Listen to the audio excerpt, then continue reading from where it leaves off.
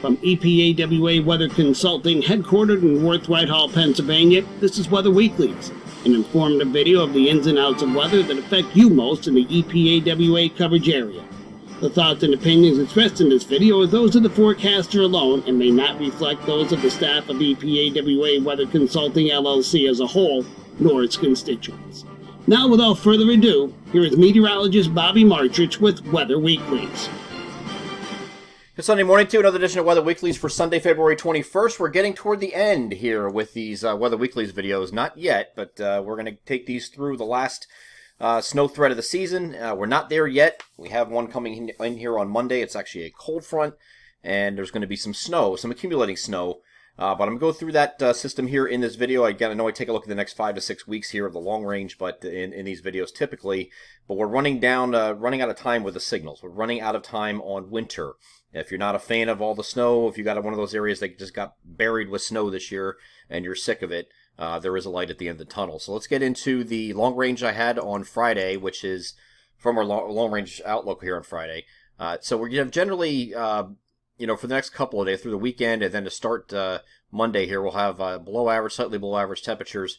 We're going to get a little bit of a moderation period in this upcoming week here, where we're going to have kind of near to slightly above average, and then we're kind of like just near on either side of average for a couple days here through the end of the month.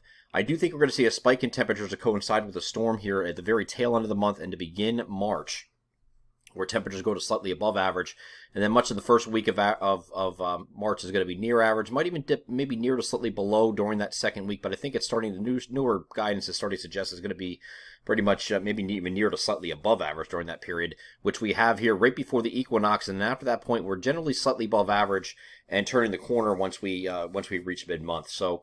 If you have any snow chances in the month of March, it's going to be happening earlier in the month, not later.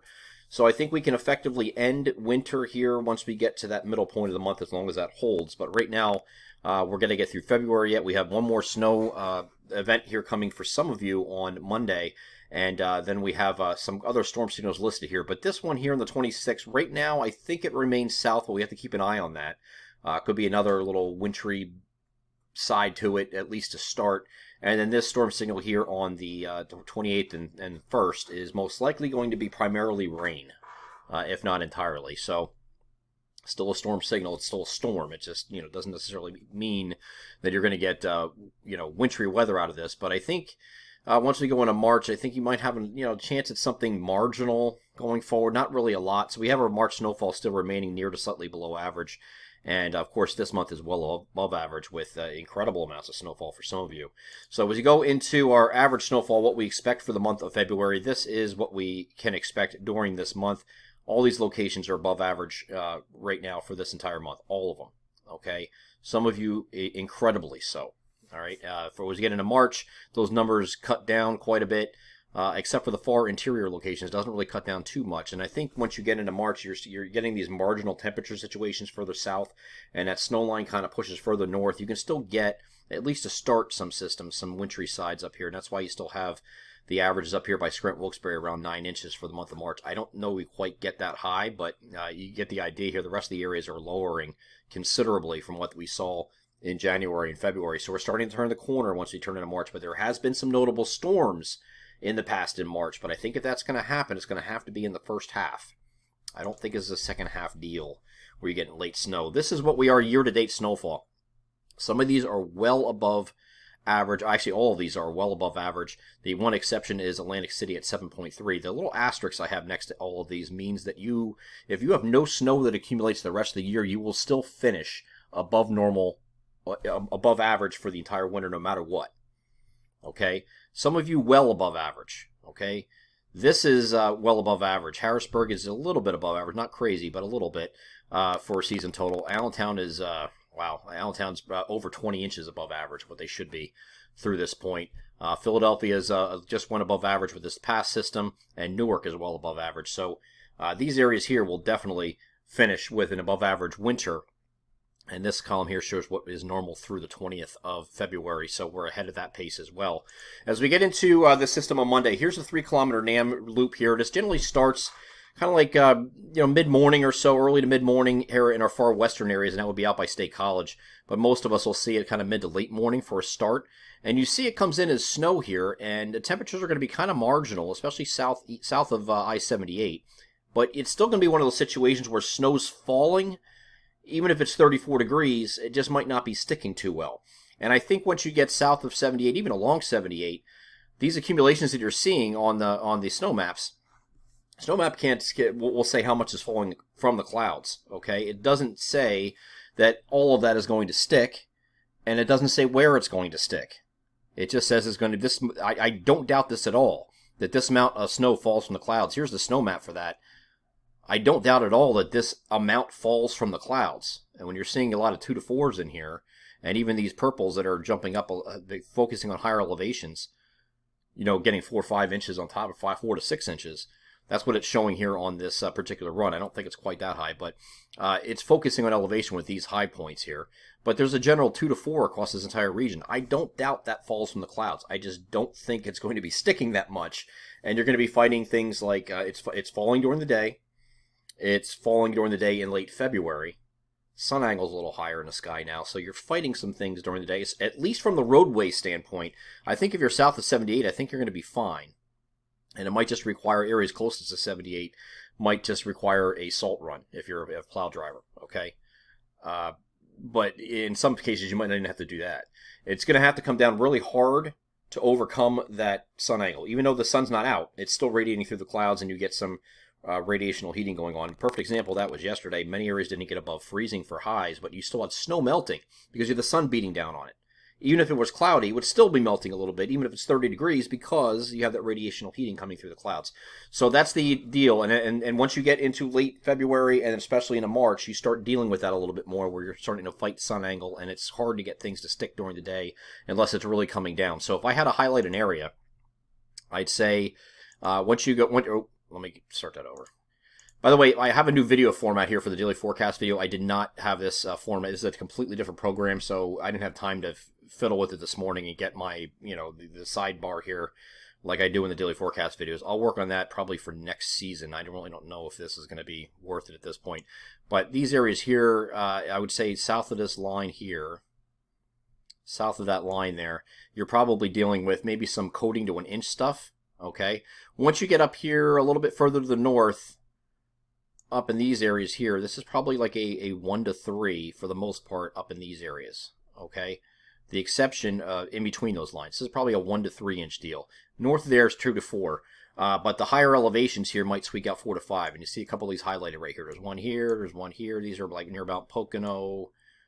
This is the higher elevations up here in Schuylkill County. I mean, that's possible. That's possible.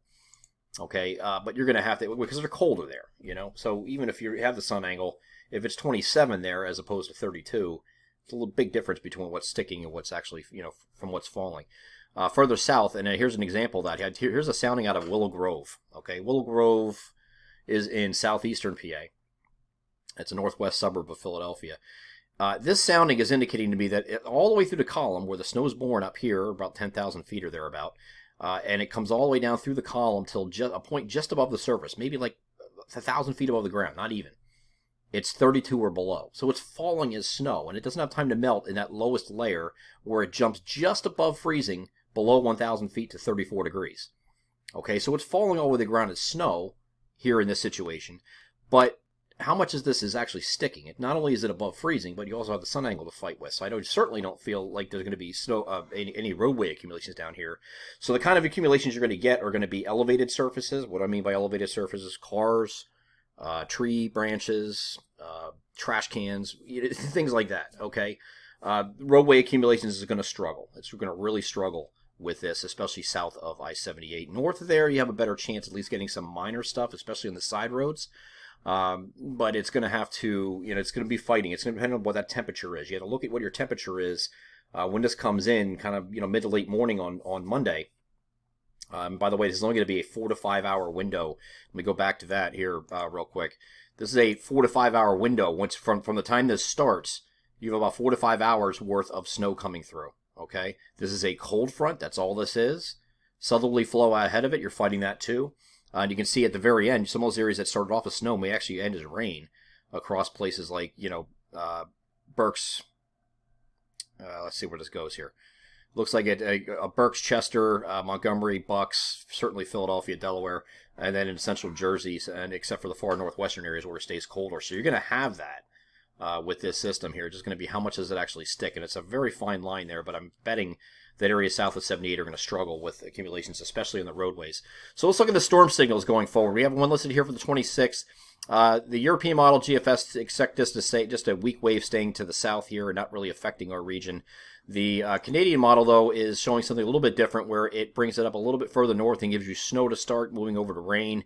So I don't want to write this signal off here at the end of the week, even though some models are giving up on it and keeping it south. It's either going to stay south or it's going to come far enough north where we get clipped by it. If we get clipped, it's not a heavy deal, but this is the kind of systems you're going to be dealing with going forward if you have any wintry side to it. It may be a wintry start going over to rain. That's pretty much the pattern we're going into as we head through, at least the end of this month. And then once we get into the next system, this is primarily a rainstorm here. It might have, again, wintry start very briefly far north, but this is primarily rain, it looks like, because this is going, in that 28th through March 1st or maybe even 2nd here, as it's shown here on the Canadian model. GFS is similar to this idea here, too. So, you might have a brief start here in the elevation areas of snow, and then it goes over to rain as that warm front moves through, and you have warmer temperatures in place for this system. So even though it's a storm signal, I don't expect that to be primarily a wintry event or trending in that direction. Examining the temperature periods going forward, you can see we're generally cooler here through the end of the month. You might have that spike here that's going to happen right after this system exits on Monday. You're going to have a spike in temperatures, so whatever falls is gone easily, and then some. All right, and then you get into this period here a little bit, slightly below average here behind it, okay? And then you have, it looks like once you get into that system right around the 1st, you're too warm here for any wintry precipitation. And then you're going forward into the mid to upper 40s, okay? So temperatures are going to start warming. And this is not too far from average right here, okay? These temperatures, I know it's 46 or so, but at this point, March 1st here in Allentown, which is what this is for, is right around 44. Further south, you want to take a look at Philadelphia. It's even warmer yet, obviously, because they're further south. But this is the kind of temperatures you'll be seeing. So this is going to gradually erode any kind of snowpack that you have during this week. I don't expect it to stick around too much longer. Here's a look at if we move this forward in time, start off a little bit cooler at the end of the month, and then you get this warmer burst here to coincide with that storm that we're expecting to be primarily rain around the 1st of March, to start March. Then we kind of get like a near to maybe slightly below average period after that point, but then it goes right back into the Euro Ensemble anyways, expected to go right back into near to slightly above average temperatures after that point. Again, week 2 of March might have like near to slightly below average temperatures for a little bit, and you might sneak something in there if it's perfectly timed. You're going to have to get into that too. Perfectly timed, maybe coming in at night where it's colder. You have to have a exact right track for this, and to time any cold air that you would have during that period. It'd have to be kind of thread the needle. That's what we're getting into when we get into March. Yes, it has happened before. I'm not saying it's not going to happen. I would never discount chances for snow in March, because we've had plenty of snow in the March in the past, especially most recent years. But there could be a thread of that, I think, up through about mid-month, and I think after that point we're probably going to be cutting it short. One of the biggest reasons for that and why we had the cold was the polar vortex was displaced from the poles and set up over here over the Davis Strait and Baffin Island. And as we move through time here, as we move this forward through the end of the month and especially into early March, look where it does. It retreats right back to the polar regions and actually heads over to northern Russia at that point. So the cold that was in our region here is going to start to slowly erode as that does so. And that continues off to the north and west. We get some more southerly flow storm systems coming in here. We have a warming trend as we head into March. This usually takes about 2 weeks to downwell, so this is going to put us in track for about mid-month to be more consistently at least slightly above average going forward. So to summarize here, we're colder than average the period that is going to last through Monday that we're in right now. With that, it coincide with that system we have coming in Monday, and then we're generally on either side of average through the remainder of the month. And then, we spike again right around the 1st with that storm coming in, primarily a rainstorm. After that point, we go to kind of hanging around near average through about the middle of the month, maybe near to slightly below it sometimes. But I think once you get to the middle of the month and beyond, then we start turning the corner to warmer temperatures. Watching Monday for the quick-moving cold front. Again, that's all it is a cold front. and minor snowfall, mainly interior locations, especially the elevation areas. Okay, the elevation areas are going to do best with this. Spring, we think, starts on time or just before the equinox, kind of like middle of the month. When equinox is the 21st, so right around the 15th or so, you get that slightly above average temperatures coming back in, and we will start spring on time and start turning the corner here, we think, into from winter to spring finally, and get rid of these storm threats at that time.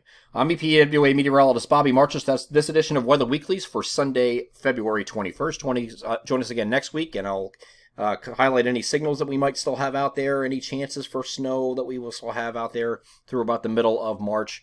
But again, these are going to wind down a little bit. And the Weather Weeklies videos will stop once I see there's no discernible threat going forward for any wintry weather. That is going to require me doing a video like this for 15 minutes or so discussing it. If there is something that we can get snow in April. That's happened before too, but they're generally going to be minor in that case, and it's not really worth doing a big 15-minute video discussing something like that. We'll handle it on a short-term basis, weather alerts, social media notifications, things like that. But this is going to continue. We're still going to have a video next week, and maybe a couple more weeks yet. I'll let you know when these videos are done for the season and we start up again next year. Take care.